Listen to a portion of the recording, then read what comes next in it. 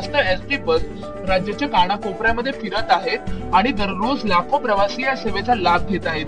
2025 पासून महामंडळाने प्रवाशांसाठी एक नवीन आकर्षक योजना जाहीर केलेली आहे, ती म्हणजे एसटी पास योजना 2025, ज्यामध्ये केवळ 585 मध्ये महाराष्ट्रभर अमर्याद प्रवास करण्याची सुवर्ण संधी उपलब्ध होणार आहे। ही योजना केवळ स्वस्त प्रवासाचे तिकीट नसून ग्रामीण शहरी जोडणी, शिक्षण, रोजगार आणि पर्यटन यासाठी महत्वाची ठरणार आहे।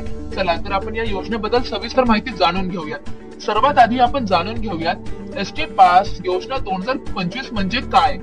एसटी पास 2025 अंतर्गत फक्त 585 भरून कोणत्याही प्रवाशाला संपूर्ण महाराष्ट्रातील एसटी बसने महिनाभर कुठेही प्रवास करता येणार आहे। हा पास घेणाऱ्याला ठराविक मार्ग, जिल्हा किंवा मंडळाची मर्यादा राहणार नाहीये। जिल्हा पलीकडील प्रवास, इंटर डिस्ट्रिक्ट आणि महाराष्ट्रभरात कुठेही प्रवास या दोन्हीसाठी हा पास लागू राहणार आहे। शेतकरी, विद्यार्थी, नोकरी करणारे तसेच पर्यटनासाठी फिरणारे सर्वसामान्य नागरिक यासाठी पात्र राहणार आहे। आता जाणून घेऊयात या योजनेची वैशिष्ट्ये काय असणार आहे। 1. फक्त 585 मध्ये अमर्याद प्रवास। 2. राज्यातील सर्व एसटी बसेवर लागू होणार आहे ही योजना। 3. मासिक पास योजना 30 दिवस वैध असणार आहे, एक्सपायरी याची 30 दिवसानंतर होणार आहे। 4. ग्रामीण, शहरी, डोंगराळ व दुर्गम भागातील प्रवास सोयीचा। 5. विद्यार्थी व शेतकऱ्यांसाठी सर्वात फायदेशीर असणार आहे ही योजना। आता पाहूयात एसटी पास योजनेत कोणते पास प्रकार राहतील। सर्वसामान्य प्रवासी पास फक्त 585 मध्ये राज्यभर कुठेही प्रवास करू शकता। विद्यार्थी पास, कन्सेशन पास शाळा, महाविद्यालय, ITI, तांत्रिक शिक्षण घेणाऱ्या विद्यार्थ्यांसाठी सवलतीचा खास पास भेटणार आहे। शेतकरी पास, शेतमाल विक्रीसाठी बाजारात जाणाऱ्या शेतकऱ्यांसाठी विशेष योजना सुद्धा असणार आहे। महिला प्रवासी पास, महिलांच्या सुरक्षित व किफायतशीर प्रवासांसाठी महिला पास पण असणार आहे। आता पाहूयात पास कसा घ्यावा, स्टेप बाय स्टेप प्रक्रिया आपण जाणून घेऊयात आता। 1. जवळच्या एसटी बस स्थानकात जावे।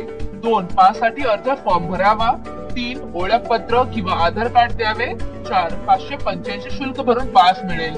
5. पास मिळाल्यावर लगेच वापरता येणार आहे तुम्हाला। भविष्यात MSRTC डिजिटल तंत्रज्ञान वापरून ऑनलाईन पास बुकिंग ऍपवर उपलब्ध करणार आहे, ज्यामुळे प्रवाशांना घर बसल्या पास सुद्धा मिळू शकतो। आता पाहूयात एसटी पास योजनेचे फायदे काय असणार आहे। 1. विद्यार्थ्यांसाठी काय फायदा आहे जाणून घेऊयात। शाळा व महाविद्यालयात जाणे येण्यासाठी स्वस्त प्रवास, दुर्गम भागातील विद्यार्थ्यांना शिक्षणाची नवी संधी, मोठ्या प्रमाणावर शिक्षण सोडून देणाऱ्याचे प्रमाण कमी होईल। आता पाहूयात शेतकऱ्यांसाठी काय फायदा आहे। शेतमाल बाजारात नेण्यासाठी प्रवास स्वस्त असणार आहे। दररोज शहरात ये जा करायला शेतकऱ्यांना मोठी बचत होणार आहे। शेतकऱ्यांचा वेळ आणि खर्च दोन्ही कमी होणार आहे। आता पाहूयात रोजगारासाठी काय फायदा असणार आहे या पासचा। शहरात काम करणाऱ्या ग्रामीण भागातील कामगारांना फायदा होणार आहे। औद्योगिक क्षेत्रे व कारखान्यांपर्यंत पोहोचणे सोपे, रोजगाराच्या संधी सुद्धा वाढणार आहेत। आता पाहूयात पर्यटनासाठी काय फायदा असणार आहे या पासचा। महाराष्ट्रात फिरणे परवडणारे होईल। अजंठा, वेरूळ, महाबळेश्वर, माथेरान, कोकण किनारे, विदर्भातील वन्यजीव अभयारण्ये सर्व ठिकाणी कमी खर्चात फिरता येणार आहे। आता पाहूयात एसटी पास योजनेचे आर्थिक महत्व काय आहे। प्रवाशांची संख्या वाढेल, एसटी बसेस रिकाम्या धावणार नाहीत। छोट्या छोट्या प्रवासाचे तिकीट घेण्याऐवजी लोक पास निवडतील। दीर्घकाळात महामंडळाच्या उत्पन्नात वाढ देखील होणार आहे। आता पाहूयात या योजनेसाठी संभाव्य अडचणी आणि त्यांचे उपाय देखील आपण बघूयात। 1. बसेस कमी असतील तर प्रवासी त्रस्त होऊ शकतात, नवीन बसेसची पण वाढ होणार आहे। 2. ग्रामीण भागात बसेसची वेळ पाळली जात नाही, डिजिटल ट्रॅकिंग व वेळापत्रक देखील सुधारणा होणार आहे। 3. ऑनलाईन पास बुकिंग उशिरा सुरू होईल, तत्काळ तुम्ही ऍपवरून। तर MSRTCचं जे पोर्टल आहे तर त्याच्यावरती ही माहिती आहे आणि मोफत प्रवास जर तुम्हाला करायचा असेल तर त्यासाठी काही नियम आहेत तर ते आपण बघूया। महाराष्ट्र राज्य मार्ग परिवहन मंडळाच्या एसटी बसमध्ये ज्येष्ठ नागरिकांसोबत इतर सर्व सवलत पात्र प्रवाशांना स्मार्ट कार्ड बाळगणे म्हणजेच एसटी प्रवास करताना त्यांच्या सोबत ते कार्ड ठेवणे बंधनकारक असणार आहे। तर येत्या 31 तारखेपासून म्हणजेच 31 मार्च 2023 पासून हे कार्ड बंधनकारक असल्याने स्मार्ट कार्ड नोंदणीसाठी पात्र प्रवाशांची लगबग सुरुवात झालेली आहे।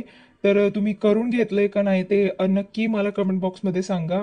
तर महाराष्ट्र शासन एसटी महामंडळाच्या माध्यमातून सुमारे 29 सामाजिक घटकांना 25% पासून ते 100% पर्यंत एसटी प्रवासी तिकीट भाड्यामध्ये सवलत दिली जाते.